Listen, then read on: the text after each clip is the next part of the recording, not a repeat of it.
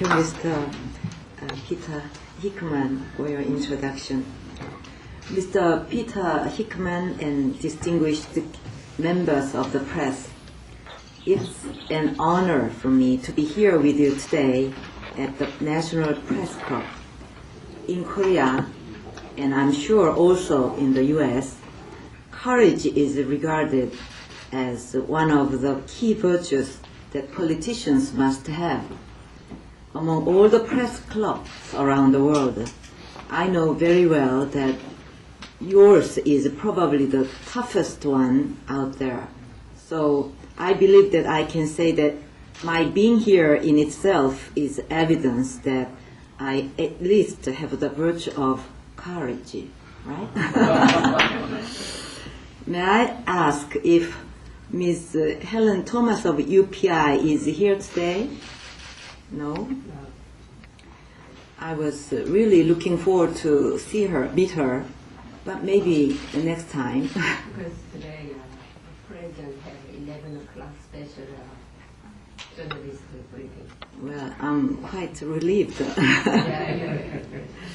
I know that I would have faced some very tough questions if Ms. Thomas were here. As a journalist, you write on all the issues of the world and have speedy access to the most accurate news sources in each field.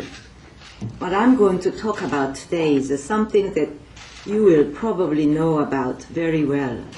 But still, I hope that I can add a new dimension to your understanding of the circumstances surrounding the North Korea nuclear issue and Korea-US alliance. Basically, today, I would like to discuss the most serious issue that the Republic of Korea faces, which is the North Korean nuclear issue.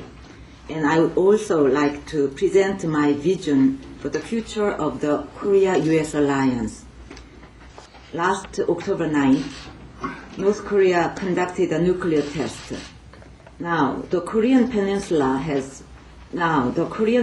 has always faced security threats of various degrees since the 1953 ceasefire, but none come close to this nuclear test. It is not just South Korea that is at danger here. The security of Northeast Asia and the world at large is all adversely affected by North Korea's attempt to develop a nuclear program. A nuclear North Korea would fundamentally disrupt the military balance on the Korean Peninsula. An arms race in Northeast Asia could easily follow, and this could possibly shatter the already fragile order that is currently being maintained in this region. The global nuclear non-proliferation regime itself is at risk. In the terrible instance, the North Korean nuclear weapons fall into the hands of terrorist groups. Disaster could be just around the corner. The threat is largest and most serious, of course, to the Korean people, for if these weapons are used, they will most likely be used on the Korean Peninsula. So for the people of Korea, this issue must be resolved, or our dreams for peace and reunification will never be realized.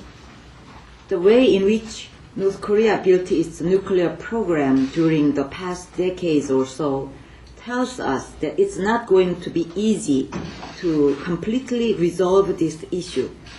Now, with a nuclear test under North Korea's belt, some people doubt whether it's really going to be possible to get North Korea to totally give up its nuclear program and say that maybe we should just recognize North Korea as a nuclear state. Our goal, however, remains crystal clear. North Korea must dismantle and abandon all nuclear weapons and its whole nuclear program. We do not want a freeze. We want a dismantling of the program in all its dimensions. Any other goal is just not acceptable to us unless North Korea completely gives up its nuclear program, inter-Korean relations and North Korea's relations with the international community can never be normalized. I was in D.C. about 2 years ago, in March of 2005. At the time, I proposed that we take a bold and comprehensive approach in dealing with the North Korean nuclear issue and very clearly describe all the sticks and carrots to the North. I said that we needed to clearly draw a red line, together with consequences of crossing that red line.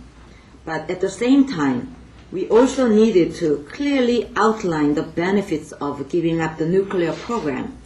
I was basically saying that we needed to give North Korea a straightforward explanation on the penalties and rewards that would be triggered by their choice in behavior. It is my belief that this strategy of applying pressure while simultaneously engaging in negotiations is still very valid, even after the North nuclear test. Pressure and negotiations can and should go hand in hand. What we need at this point is a solid foundation of international cooperation upon which we can maintain a level-headed approach that involves both pressure and negotiation.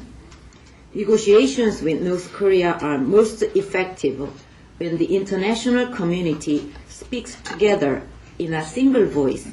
Above all parties to the six-party talks must maintain a united front in engaging in negotiations with the North.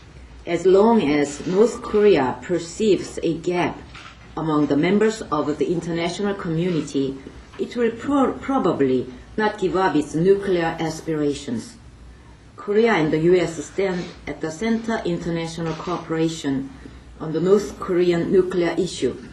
It is therefore of utmost importance that Korea and the U.S. closely work together on this issue. I believe that the first step in resolving the North Korean nuclear issue is to solidify trust between Korea and the U.S. As long as we maintain our strong ties of cooperation as close allies, any challenges, including the North Korean nuclear issue, can be overcome. It is a great relief that the recent six-party talks in Beijing have set the path for the resolution of this issue. But we must remember that this is just the beginning. We still have many mountains to conquest before North Korea's nuclear program is completely dismantled. North Korea violated the 1994 Geneva Agreement and secretly developed a nuclear program. We cannot afford to go down that same path.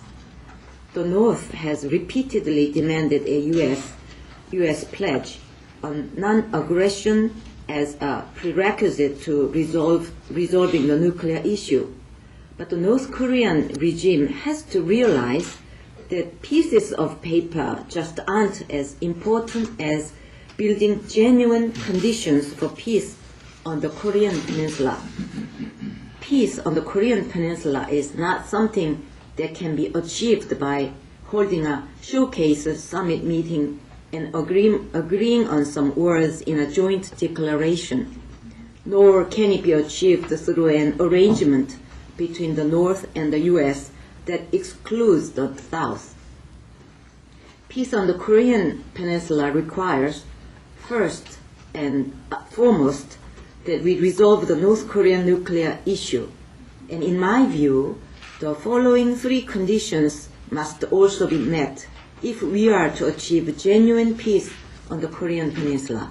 First, agreement and trust must be built between the two Koreas to form a substantial basis of significant openness and exchange. Peace on the Korean Peninsula is not a bilateral issue between North Korea and the U.S. The South Korean government must take part in any discussions on a peace regime. Second, the international community must support and safeguard this inter-Korean agreement for peace. Normalization of North Korea's diplomatic relations with the US and Japan would further ensure peace on the peninsula. To solidify the peace regime on the Korean peninsula, the leaders of the six parties could meet in a summit meeting to lend further support to an inter-Korean peace agreement. The six-party talks could also be developed into a regional security cooperation body, which could then deal substantially with the issue of peace on the Korean peninsula. Third, the Korea-US alliance must continuously be preserved and developed. This alliance has more than proved its worth over the past 50 years in terms of peace on the Korean peninsula and throughout Northeast Asia. Just as NATO contributes greatly to stability and prosperity in Europe, these positive functions of the Korea-US alliance should not be compromised. I believe that North Korea too can benefit from the Korea-US alliance. If it wanted to, North Korea could directly receive concrete support from the Korea-US alliance. As seen in Europe, Russia and NATO, which were once bitter enemies, have agreed to cooperate, and a unified Germany has joined NATO. As such, the Korea-US alliance could serve to expand peace in the region. North Korea's leaders should not lose this opportunity to join the global current toward development and prosperity. If North Korea would only be truthful and genuine in all relations, I would be more than willing to reach out to the governments of all our friends and allies to assist North Korea on its path of transformation. But unless North Korea is willing, there is nothing that anybody can do. The countries of the world are all busily developing their economies, creating new knowledge and enhancing universal values. China's northeast is growing at a rate of more than 10% every year. Continental countries including Russia, Kazakhstan, and Mongolia are focused on the task of national development. Vietnam has become a model of economic growth. It is heartbreaking that North Korea alone stands apart from such trends, isolated in its self-imposed destitution. Why it does so, I cannot fathom. When I met with North Korea's Kim Jong-il, I told him very clearly that North Korea could not survive unless it came out into the international society. I truly hope that Chairman Kim remembers my words. Ladies and gentlemen, paradoxically, North Korea's nuclear test served as a reminder to the Korean people of just how important the Korea-US alliance is. In the face of the serious threat posed by the North nuclear program, nothing could be more important than the Korea-US alliance. As long as the alliance stands firm, we know that we will be able to withstand any type of threat or provocation from the North. It is also true, however, that our views of the Korea-US alliance have changed in the past few years. In Korea, the voice of the minority that the Korea-US alliance is not the cornerstone of our security, but is rather an obstacle to the inter-Korean reconciliation has been gaining clout. And in the U.S., with the Cold War now replaced by the war against terror, strategic priorities have shifted. During the Cold War,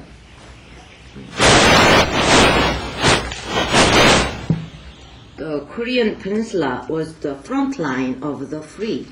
But now, in this new strategic environment, it is not that clear as to where Korea stands. Still, I'm very confident that the Korea-US alliance will continue to be indispensable in the process of establishing peace on the Korean Peninsula and stability throughout Northeast Asia, and that this alliance is just as important for U.S. interests as well. Excuse me. From Korea's viewpoint, the Korea-US alliance is the most useful and trustworthy framework through which we can achieve peace and reunification of the Korean Peninsula and continued prosperity within Northeast Asia. For the U.S., this alliance provides a means to maintain stability and balance the powers in Northeast Asia, which is witnessing the rapid rise of China. During the Korean War, the blood of U.S. soldiers was shed to preserve liberal democracy in Korea. Our soldiers fought shoulder to shoulder in Vietnam, and once again, to do our part in building world peace, Korea has now sent its troops in Iraq. I believe that our two countries need to use the North Korean nuclear crisis as an opportunity to establish blueprints for the peaceful coexistence of the two Koreas, multilateral cooperation in Northeast Asia, and for the future of the Korea-US alliance. Korea and the U.S. must work to design a new Korea-US alliance that contributes to peaceful reunification on the Korean Peninsula and prosperity and democracy in Northeast Asia. 53 years ago, when we first established our alliance, we hardly knew each other and had almost nothing in common besides our determination to protect freedom and democracy from communism. We now have a 53-year-long history of growing together as allies that has led to political, economic, social, and cultural ties. Now is the time for us to establish a new vision for the Korea-US alliance. This new alliance would not just expand our political and military ties, but would focus even more on the economic aspects of our cooperation, including the Chorus FTA, terrorism, narcotics, environmental issues, and other new security threats should also be comprehensively dealt with within this new alliance that would also contribute to more active regional multilateral cooperation. Above all, this new alliance has to be built upon mutual trust. It must be a new and true 21st century alliance of values.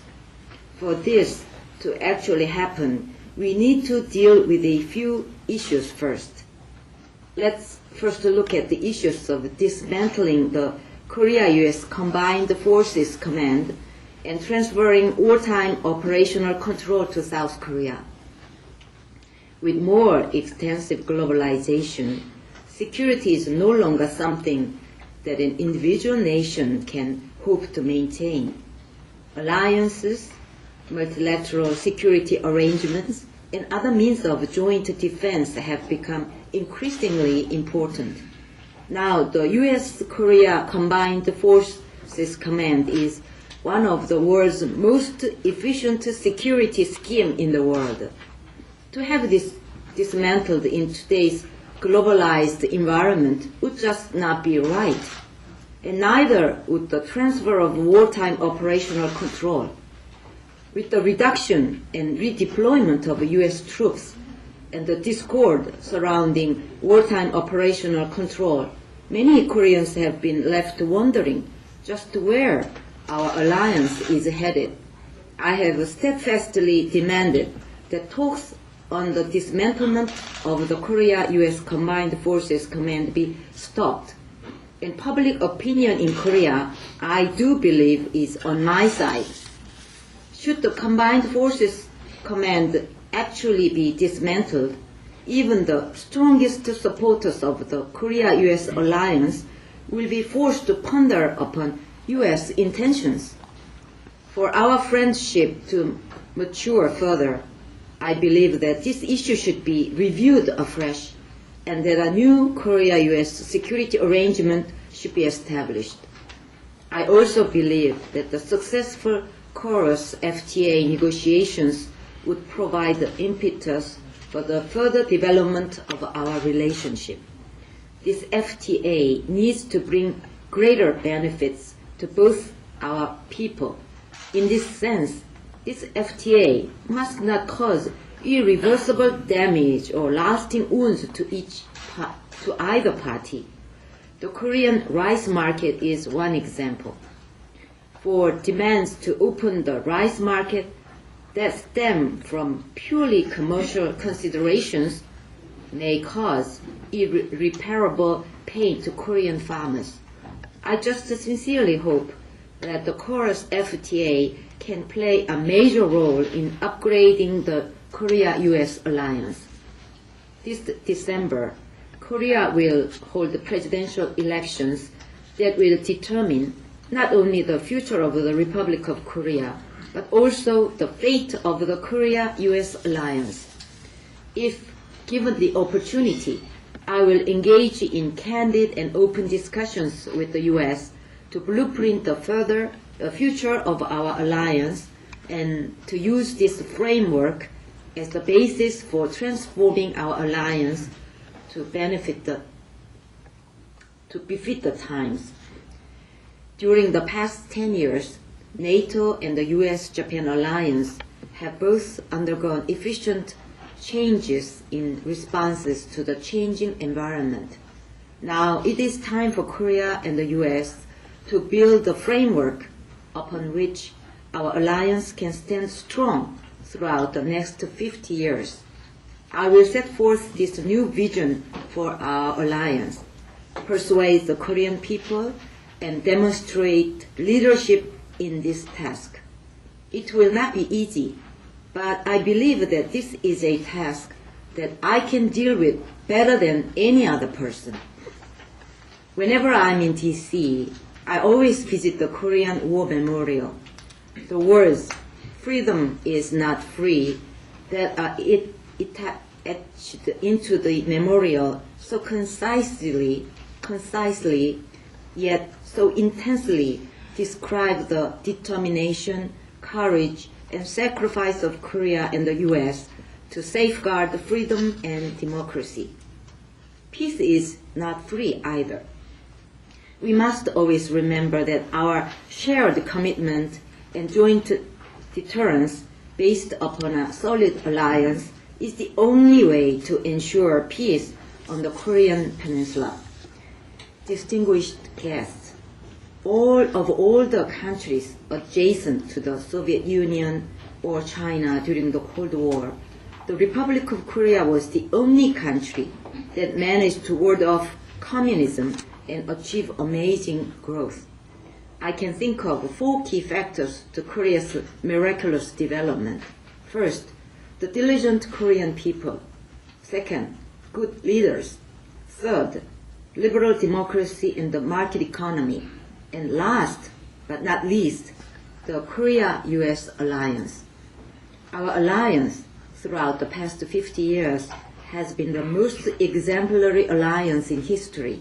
As long as we have our shared values, shared interests, and shared memories, our alliance will never falter. It is now time, though, to boost this alliance that we are so proud of to a new dimension that is more responsive to the changing world. In establishing this new 21st century alliance of values upon the foundation of mutual trust, we cannot just entertain our own selfish interests, but need to show the world that Korea and the U.S. are ready to work with courage and wisdom to make our alliance stronger than ever. I sincerely hope that Korea and the U.S. will go down in history as the wonderful partners who opened a new horizon of peace and prosperity in the global village of the 21st century. Thank you for your attention.